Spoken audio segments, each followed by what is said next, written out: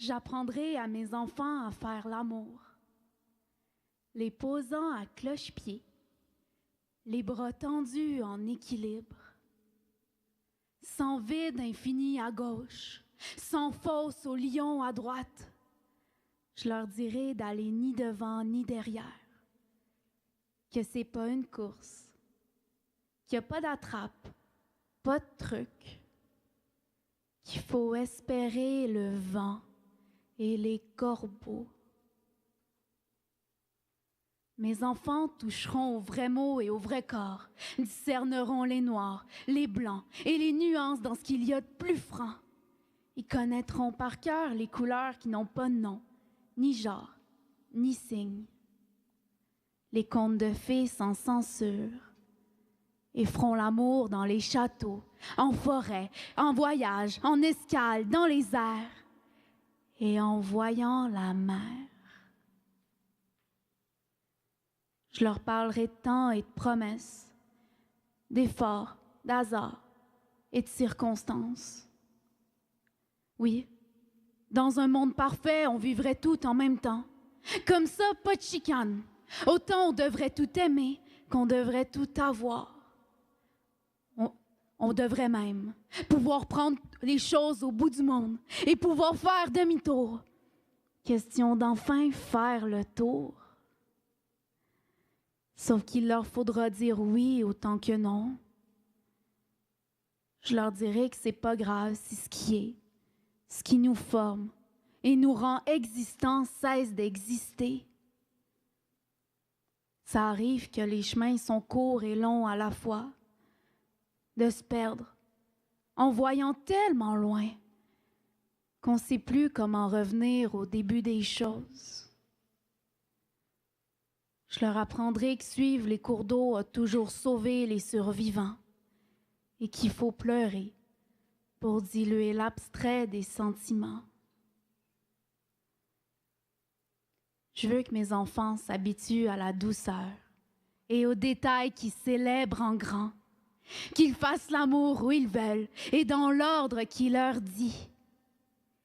Je leur apprendrai à faire l'amour avant qu'ils sachent lire et écrire, avant qu'ils aient aimé, avant même que je les vois ouvrir les yeux.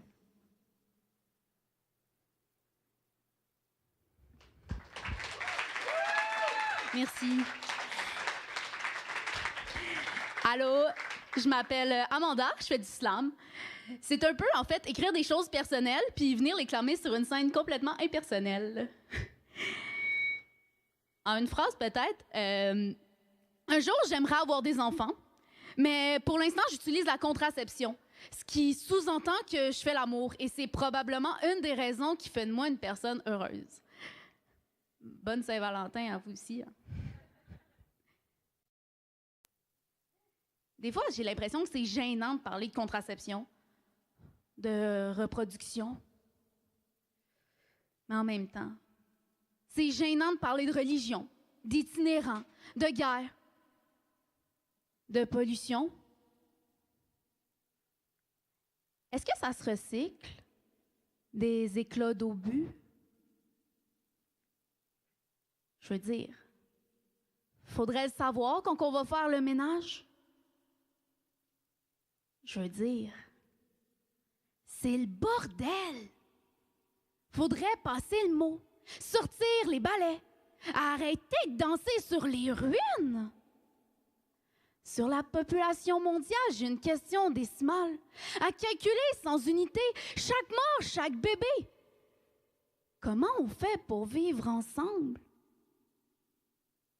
Parce qu'on lira dans les thèses de doctorat que les guerres, la pollution, la surpopulation, tout ça, c'était un accident.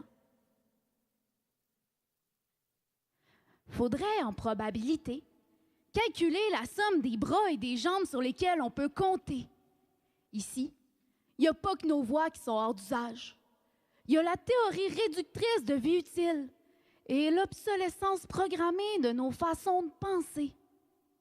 Faudrait sortir le monde de son espace quadrillé, faire converger les lignes dominantes et noter tous les points communs, l'objectivité de ce que tout le monde connaît, les points cardinaux, le ciel, la terre, les atomes, et par le tintement de l'organe général sur les côtes, qui presse le rythme entre les poumons, puisant le sang sinuant jusqu'au point de non-retour sur notre ligne du temps miroir.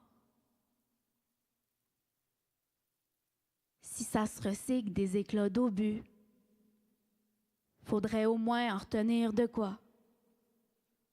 Si on parvient à faire le ménage, faudrait recueillir dans l'air, entre les particules de pollen, les poussières d'espoir qui réfléchissent dans les faisceaux de lumière.